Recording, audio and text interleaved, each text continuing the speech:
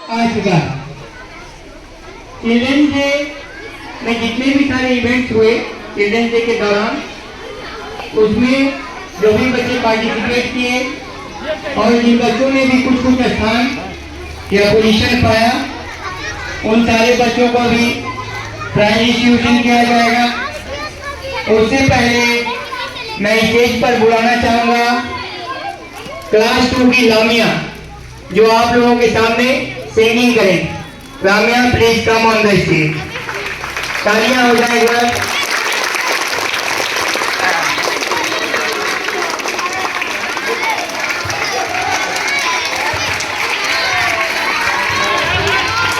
Good morning to all of you.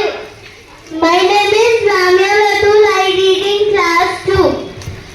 बच्चे हैं भारत का दिल, हंसी में है इनके दिल, सपनों से ये सजता खींचे नहीं बीच से काटे माँ आजा सांझ हुई, मुझे तेरी फिक्र धुंधला गई, देख मेरी नजर आ जाना, मुझे तेरी फिक्र धुंधला गई, देख मेरी नजर आ जाना।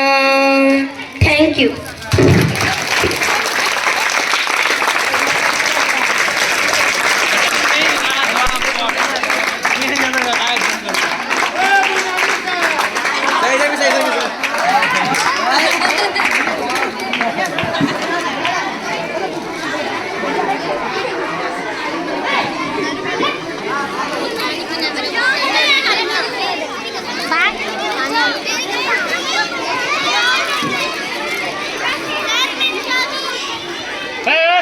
आवाज नहीं।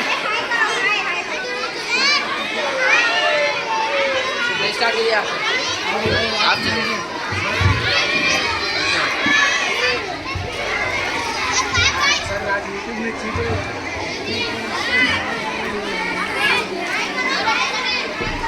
Hello, please everyone keep quiet please. तब तक मैं आप लोगों को एक मोटिवेशनल सॉन्ग सुनाता हूँ। धुंधला जाए जो मंजिलें, एक पल को तू नजर झुका, ये है झुक जाए सर जहाँ वही मिलता है रब का रास्ता, तेरी किस्मत तो बदल दे, रख हिम्मत बस चल दे, मेरे साथी तेरे कदमों के हैं निशान, तू न जाने आस पास है खुदा, तू न जाने आस पास है खुदा, तू न जाने आस पास है खुदा, तू न जाने आस पास है खुदा, डूबला जाए जो मंजिलें, एक पल को तो नजर झुका, झुक जाए सर जहाँ वही मिलता है रब का रास्ता, तेरी किस्मत तो बदल दे, रख हिम्मत बस चल दे, मेरे साथी तेरे कदमों के हैं निशान, तू न जाने आस पास है खुदा, तू न जाने आस पास है खुदा, तू न जाने आस पास है खुदा, तू न जाने आस। मैं बुलाना चाहूंगा जनाब मास्टर परवेज सर को, कृपया वे स्टेज पर आए। उसी के साथ अपने स्कूल के डायरेक्टर सर, प्रिंसिपल सर, और मैं स्टेज पर बुलाना चाहूंगा अपने स्कूल के सबसे senior teacher PN Jha sir को, कृपया आप लोग स्टेज पर आए। सभी लोगों की गुजारिश है एक बार आप लोग तालियों से इन लोगों का जोरदार स्वागत करें।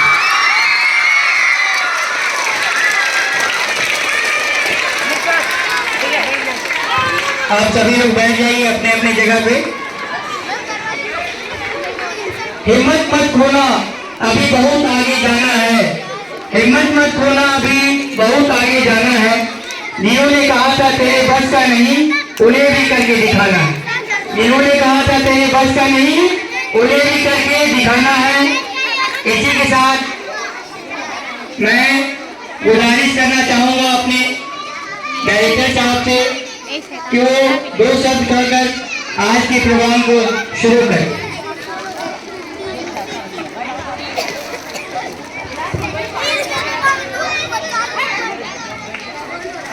आज के चीफ गेस्ट जनाब परवेज सर स्कूल, हमारे सीनियर टीचर के झा सर और तमाम असतज़े कराम जो हमारे स्कूल के हैं, तमाम तलबा और तालिबात, मैं आपसे ये कहना चाहूँगा कि जिस मौके पे आज हम लोग यहाँ जमा हुए हैं, आप सभी बच्चों को मालूम है कि चिल्ड्रंस डे के मौके पे हम लोग जमा हुए हैं। उस वक्त चिल्ड्रंस डे मनाने का मौका मिला नहीं, चूँकि इलेक्शन का दिन था, ये अकाउंटिंग का दिन था, बंद होना था स्कूल, इसलिए हो नहीं सका। मैं शॉर्ट में कुछ बातें आपके सामने रखना चाहूँगा कि जैसे आपका प्रोग्राम चल रहा है चलेगा, और प्रोग्राम को अच्छे तरीके से चलाना है। इस बात का ख्याल रखना है कि स्कूल है, आप एंजॉय करिए, लेकिन हद से क्रॉस नहीं करना, इस बात का ध्यान रखना है। आप सभी को मालूम है कि हम लोग चिल्ड्रंस डे किसके मौके, वजीर आजम पंडित जवाहरलाल नेहरू के यौम पैदाइश पर हम लोग जो है चिल्ड्रंस डे मनाते हैं। सबसे बड़ी चीज़ क्या है कि आपको ये सोचना है कि जवाहर सर के नाम से क्यों नहीं मनाया जा रहा है, या और किसी के नाम से क्यों नहीं मनाया जा रहा है। हिंदुस्तान की आज़ादी में सिर्फ पंडित जवाहरलाल नेहरू अकेले तो नहीं थे, बहुत सारे लाखों की तादाद में लोग अपनी जान की कुर्बानी दिए। उनमें कुछ अलग तो रहा होगा, इसलिए उनके नाम से, उनके पैदाइशी दिन पे हम लोग चिल्ड्रंस डे मनाते हैं। तो इस बात को समझने की जरूरत है कि कोई इंसान हम में से अलग कैसे हो जाता है। अगर हम में से किसी को अलग होना है तो आपके अंदर क्वालिटी भी अलग होनी चाहिए। अगर सबकी क्वालिटी एक जैसी होगी तो इन सबके लिए जो है यौम पैदाइश मनाना चाहिए। इसलिए बात का ध्यान रखना है कि पंडित जवाहरलाल नेहरू के अंदर कुछ तो ऐसी खूबी रही होगी जिसकी वजह से हम लोग चिल्ड्रंस डे मनाते हैं। और आपने भी यही बात कहेंगे कि जब आप एजुकेशन तालीम हासिल कर रहे हैं, इसका एक मकसद होना चाहिए। बेमकसद किसी चीज़ के लिए आपको आगे नहीं बढ़ना चाहिए। तो आपसे ये कहना चाहेंगे कि जब आप तालीम हासिल करते हैं तो आपका मकसद क्या है? सिर्फ स्कूल आ जाना और अटेंड करके चले जाना, इसको तालीम नहीं कहते। तालीम का मकसद क्या? और हम लोग में ये गलतफहमी क्या पैदा होती है कि तालीम सिर्फ किताबी पढ़ाई को कहते हैं। नहीं, मेरे हिसाब से हम इस बात को नहीं मानते। तालीम का मतलब कि आपके अंदर मुकम्मल जो तरक्की होनी चाहिए, मुकम्मल आपके अंदर जो मतलब कि चेंज आना चाहिए, जिसको हम लोग कहते हैं education makes man perfect. Perfect का माने क्या होता है? आपके बोलने का अंदाज, आपके चलने का अंदाज, आपके सोने का अंदाज, ये सारी चीजें आपको अलग होनी चाहिए। आप में और दाहिर में कुछ तो फर्क होना चाहिए। अगर आप भी चिल्ला चिल्ली करने लगे, आप भी रफ अंदाज में बातें करने लगे, आपकी आदतें भी वही हैं जो रोज आप लोगों की हैं, तो फिर ऐसे एजुकेशन को हम एजुकेशन नहीं कहते। तो बच्चों, हम जिनके नाम से आज यहाँ पर आ गया, उनको बच्चों से बहुत लगाव था, बहुत प्यार था। और हर वो इंसान जो बड़ा होता है, बच्चों से उनको उनसियत होती है, प्यार होता है, क्योंकि बच्चे बहुत मासूम होते हैं। और ये आपको मालूम होना चाहिए, किसी भी कौम का जो मुस्तकबिल होता है वो बच्चे ही होते हैं। आप अगर अच्छे से नहीं तैयार हो सके तो आने वाला दौर किसी भी कौम के लिए बहुत मुश्किल दौर होगा, क्योंकि कौम को आगे बढ़ाने के लिए, देश को आगे बढ़ाने के लिए नौजवान होते हैं और नौजवान ही देश को आगे बढ़ाते हैं। इसलिए हम सदा की कोशिश रहती है कि आपके नशोनुमा में किसी तरह की कमी ना छोड़े, आपको अच्छी तरीके से आपकी नशोनुमा कर दें, आपकी तरबियत कर दें, आपको अच्छी तालीम दे दें, ताकि आने वाला दौर आपका दौर होगा, मेरा दौर नहीं होगा। आप अपने दौर को किस हिसाब से लेके चलेंगे? जैसे कहा जाता है कि मॉडर्न युग में जो पंडित जवाहरलाल नेहरू हिंदुस्तान को काफी आगे लेके गए, उनकी सोच अच्छी थी। वो चाहते थे कि नई टेक्नोलॉजी हमारे देश में भी आ जाए, हम पुराने पद्धति से ना चलें, जमाने के हिसाब से हम चलें। उसके लिए हमें आगे बढ़ना होता है। अगर हमारे यहाँ साइंटिस्ट नहीं होंगे, हमारे अच्छे इंजीनियर नहीं होंगे, तो हम अपने टेक्नोलॉजी को आगे नहीं बढ़ा सकते। इसलिए उनकी ये सोच थी कि हम हिंदुस्तान को मॉडर्न हिसाब से, मॉडर्न टेक्नोलॉजी के हिसाब से आगे बढ़ाएं। इसलिए मॉडर्न युग का उनको जो है बहुत अच्छा लीडर माना गया है।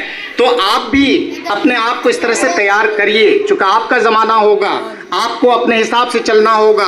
आपका ज़माना और मुश्किल होगा, बहुत आसान नहीं होगा। तो आपसे ये कहना चाहेंगे बच्चों कि हमेशा ये याद रखना है कि जब आप किसी भी चीज़ को हासिल करना चाहते हैं, उसके लिए सबसे पहली चीज़ है कुर्बानी। आप अगर सेक्रीफाइस नहीं करते तो आगे नहीं बढ़ सकते। आप सेक्रीफाइस आपके लिए क्या होता है उसको समझने की जरूरत है। जैसे आपके लिए सेक्रीफाइस क्या है कि आप बहुत ज्यादा आराम पसंद होना चाहते नहीं। इस उम्र में अगर बहुत ज्यादा आराम पसंद हो जाएंगे तो आप अपने लक्ष्य, अपने मकसद को हासिल नहीं कर सकते। आपको बहुत सारी परेशानियों का सामना करना पड़ेगा। जैसे मान लीजिए गर्मी है फिर भी आप पढ़ाई कर रहे हैं, ठंडे का जमाना फिर भी पढ़ाई कर रहे हैं। ऐसा नहीं कि ठंडे के जमाने में आप रजाई ओढ़ के सोए हुए हैं या गर्मी का जमाना एसी में सोए हुए हैं। नहीं, बहुत सारी परेशानियों का सामना आपको करना पड़ेगा। अगर परेशानियों का सामना नहीं करेंगे तो आगे नहीं बढ़ सकते। यही आपके लिए कुर्बानी है। बहुत ज्यादा कुर्बानी की जरूरत आपको नहीं पड़ती है। कुर्बानी का मकसद ये नहीं होता है कि जान को निछावर कर देना, जान को खत्म कर देना। इसको कुर्बानी नहीं कहते, उसको सुसाइड कहते हैं। आप ये कहते हैं कि कुर्बानी सर मांग रहे हैं, अपनी जान दे दो। ऐसा हमने नहीं कहा। हमने कहा आपके लिए कुर्बानी क्या है, आपको नींद आ रही है, नींद को हराम करके पढ़ाई करनी है। आपको जो है कोई भी टास्क स्कूल से मिलता है उसको पूरा करना है। इन चीजों को ध्यान रखना। गलती हो जाती है कि बच्चों को हम इतनी ज्यादा मोहब्बत करने लगते हैं, इतना ज्यादा प्यार देने लगते हैं, जिसकी वजह से बच्चे भी बिगड़ जाते हैं। हमारे माँ बाप हमें इतना ज्यादा मतलब दिल से चाहते थे, देखा हुआ नहीं। ऐसा नहीं कि हमसे मोहब्बत नहीं करते थे, देखा हुआ मोहब्बत नहीं। जैसे एक कहानी हमारे उस्ताद ने सुनाया कि एक जो है बच्चा, उसकी सौतेली माँ है ना। सौतेली माँ कौन थी? उसकी खाला ही थी, कोई दूसरी नहीं थी। उसकी अपनी माँ मर गई, इंतकाल हो गया उनका। तो लोगों ने कहा भाई तुम अपनी साली से शादी कर लो, क्योंकि वो खाला है तो अच्छे से परवरिश करेगी। अब देखिए कैसे करती है वो माँ। वो अपने बच्चे को कहती है नहीं तुमको एक ही रोटी खानी है, इससे ज्यादा खाने नहीं देंगे, तुम जाओ स्कूल। स्कूल क्यों नहीं जाते हो? उसकी पिटाई होती थी। और उनका जो सोतेला बेटा था, बेटा तुम सो जाओ, तुम्हारी नींद अभी पूरी नहीं हुई है, बेटा रोटी खा लो। उसको बहुत ज्यादा आराम में रखती थी और बहुत ज्यादा उसको फैसिलिटी देने लगी और अपने बच्चे को डांटती थी। और उसके पड़ोस में एक औरत बोली कि भाई तुम अपने बच्चे को इतना क्यों डांटती हो और सोतेले बेटे को इतना मारती है? तो उल्टा हो गया। हम लोग सुनते थे कि सोतेली माँ जो होती है वो जुल्म करती है, अब हमने उल्टा देखा। बोले तुम्हें मालूम नहीं, मैं अपने बच्चे को अपाहिज बना रही हूँ। जो बच्चा मेरा सोतेला है वो आराम पसंद हो जाएगा, जिंदगी में कुछ नहीं कर पाएगा। मेरा बेटा इतना मुश्किल झेलेगा, मुशक्कत झेलेगा, वो जिंदगी में कामयाब हो जाएगा। यही तो मैं चाह रही हूँ कि मेरा बेटा कामयाब हो जाए, मेरा सोतेला बेटा कामयाब ना हो। तो देखिए क्या होता है, आप इसको बहुत खुश होते हैं। मेरी माँ ने कहा बेटा सो जा, स्कूल मत जा, बहुत खुश हो जाते हैं। माँ ने कहा 4 रोटी खा ले, आज तुम्हारी सेहत खराब लग रही है, आप खुश हो जाते हैं। माँ ने कहा बेटा ये ड्रेस ले लो, बहुत कीमती ड्रेस है तुम्हारे, जिस पे देखेगा आप बहुत खुश हो जाते हैं। माँ नहीं डांटती है, खुश हो जाते हैं। अब आपके हर ख्वाहिश पूरी करते हैं, खुश हो जाते हैं। इससे आपकी पढ़ाई बर्बाद होती है, आपकी जिंदगी बर्बाद होती है। इसको मोहब्बत नहीं कहते मेरे हिसाब से। अगर हम जैसे लोगों से भी गलती हो जाती है, हम अपने बच्चे को इतना दिखावा प्यार कर देते हैं कि बच्चा ये सोचता है कि यही जिंदगी है। जिंदगी वो नहीं है।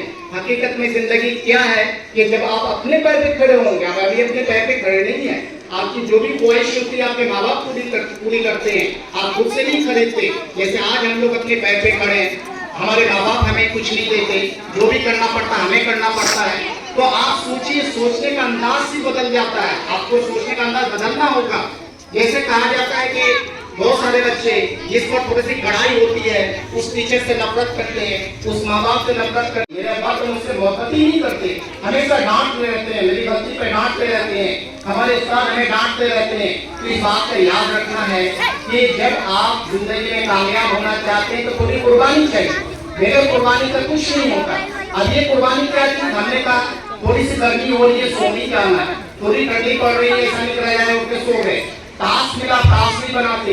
अगर टीचर ने थोड़ी पढ़ाई कर दिया, आप रोने लगते हैं, चिल्लाने लगते हैं, टीचर के साथ बदतमीजी कर बैठते हैं। इन चीजों को अगर आप कंट्रोल कर लेंगे, जब जाके आप आगे बढ़ सकते हैं। ऐसा नहीं होता कि कामयाबी बहुत आसान होता है, कामयाबी बहुत ही मुश्किल होता है, बहुत आसान नहीं होता है। कहा जाता है कि आपका मकसद जितना ऊंचा होता है उतना ज्यादा वक्त लगाना पड़ता है। अगर आप डॉक्टर बनना चाहते हैं, आप अगर ये कहते हैं कि मैं 16 साल की उम्र में डॉक्टर बन जाऊंगा, पॉसिबल ही नहीं है। आप अगर ये कहते हैं कि मैं बहुत बड़ा साइंटिस्ट बनना चाहता हूँ, आप 20 साल की उम्र में साइंटिस्ट हो जाएंगे, पॉसिबल ही नहीं है। हाँ, एक किसी ऑफिस का क्लर्क बन सकते हैं। कलर के लिए क्राइटेरिया क्या है कि आप 12 पास कीजिए, आपकी नौकरी हो जाती है किसी कलर के लिए। लेकिन ऊंचा ख्वाब देखेंगे, मेहनत ज्यादा करना होगा, वक्त ज्यादा देना होगा, इस बात का याद रखना होगा। एक एमबीबीएस डॉक्टर बनने के लिए आपकी उम्र 30 से 35 साल गुजर जाती है, उसके बाद एक कामयाब डॉक्टर बन के आप आते हैं। लेकिन अगर आप कलर बनना चाहते हैं तो 30 से 35 साल की जरूरत नहीं होती है आपके लिए। 17 साल 18 साल में आपको जॉब मिल जाता है, आप बहुत खुश होते हैं। लेकिन फर्क कहाँ है, वो आपको समझने की जरूरत है। एक एमबीबीएस डॉक्टर अगर 10 साल में जितना कमा लेगा, एक कलर पूरी जिंदगी गुजार देगा, वो नहीं कमा सकता है। तो जहां पर आपको वक्त लगाना पड़ रहा है, मेहनत लगाना पड़ रहा है, उसका फल भी तो मीठा होता है। हमेशा याद रखिएगा कि उसका फल भी मीठा होता है। ऐसा नहीं होता है कि जिस पे आप मेहनत ज्यादा किए और वो फल आपको मिला खट्टा मिलेगा, बिल्कुल नहीं मिलेगा।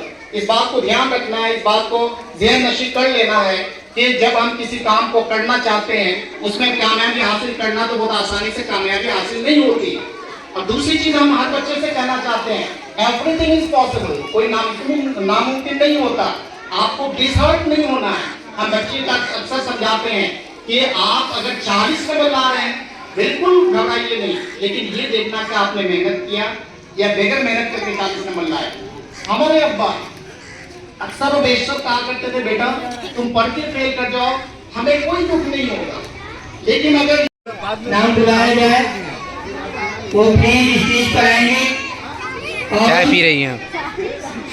हमारे यहाँ सर उन बच्चों को प्राइज देकर सम्मानित करें।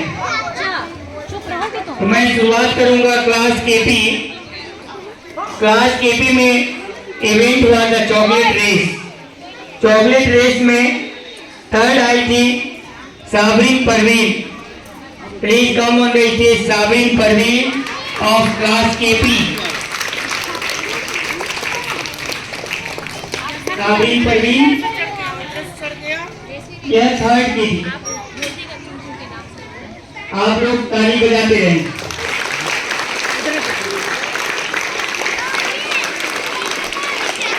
क्लास केपी के बाद बारी है चॉकलेट रेस में क्लास नर्सरी। क्लास नर्सरी में थर्ड पोजीशन पर आए थे Ziyad Ashraf Khan. Ziyad Ashraf Khan please come on the stage. Ziyad Ashraf Khan class nursery third position. Ziyad Ashraf Khan. LKG से चॉकलेट रेस में थर्ड पोजीशन पर Mahira Mustafa. Mahira Mustafa class LKG chocolate race में थर्ड की थी। Please come on the stage and take your prize. Please give her a big hand everyone. तालियां। इसके बाद बारी आती है काउंटिंग गेम। काउंटिंग गेम में मैं आपको ले चलता हूँ अपने स्कूल के सबसे नन्हे मुन्ने बच्चों के क्लास में, क्लास केपी। इसमें से थर्ड पोजीशन में है Sabreen Parveen. Class KP counting game में थर्ड पोजीशन साबरीन परवीन। मैं झांसे से गुजारिश करूंगा कि छोटी सी बच्ची को अपने हाथों से प्राइज दें। सभी बच्चे आप लोग तालियों से सभी का हौसला अफजाई करते रहे, तालियों में कभी कोई कमी ना करें। इसके बाद बारी आती है in out game. In out game में अपना झंडा लहराया है एलकेजी के बच्चों ने और थर्ड पोजीशन सिक्योर करने में कामयाब हुई है इफ्रा Rahman. In out game class LKG इफ्रा Rahman please come on the stage. She is absent. इसके बाद बारी आती है बोतल गेम। बोतल गेम में क्लास नर्सरी के रूहान शाह ने थर्ड पोजीशन हासिल किया। रूहान शाह क्लास नर्सरी बोतल गेम में third. Please come on the stage Ruhan Shah. इसके बाद यूकेजी से बोतल गेम में थर्ड की है Sudha Kumari. Sudha Kumari please come on the stage. Class UKG Sudha Kumari.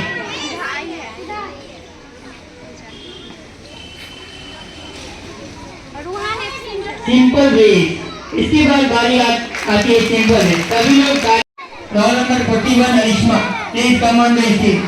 Class 5 Arishma, speech में 3rd पोजीशन।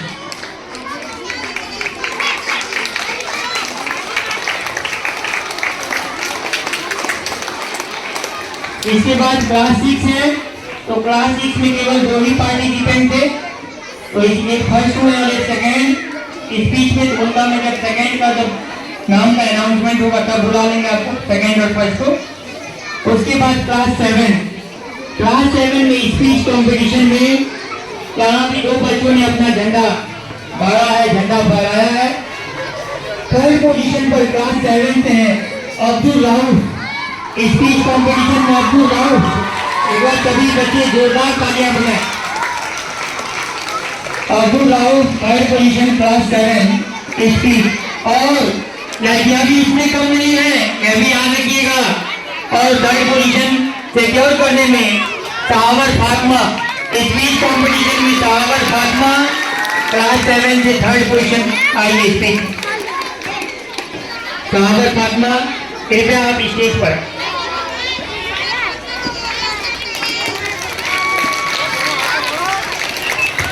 इसके बाद बारी आती है क्लास 8 की। क्लास 8 के तो मैं कुछ बोल ही नहीं सकता हूँ, सारे बच्चे बराबर हैं।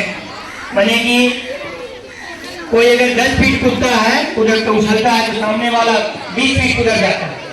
तीसरा हम सोचते हैं कि 15 फीट कूदेगा, तो तीसरा बच्चा 30 फीट कूद जाता है। मतलब हम हैरान है कि कौन बढ़िया है, कौन कम है, कौन बेशी। इसी के साथ स्पीच कंपटीशन में यहाँ पर 3rd पोजीशन 2 बच्चों ने हासिल किया है। 3rd पोजीशन में बॉयज की ओर से है अहद आफ्ताब, जो कि पूरा स्कूल जानता है। यह जो बालक है, यह जो लड़का है, यह इसे बोलने में कोई भी नहीं सके। अच्छी बात है, बोलने की कला बहुत ही बड़ी कला होती है। और साइस्ता खान, इनसे भी भाई बोलने में कोई नहीं सके। साइस्ता खान क्लास 8, इन दोनों बच्चों ने स्पीच में 3rd पोजीशन हासिल किया। Please come on the stage.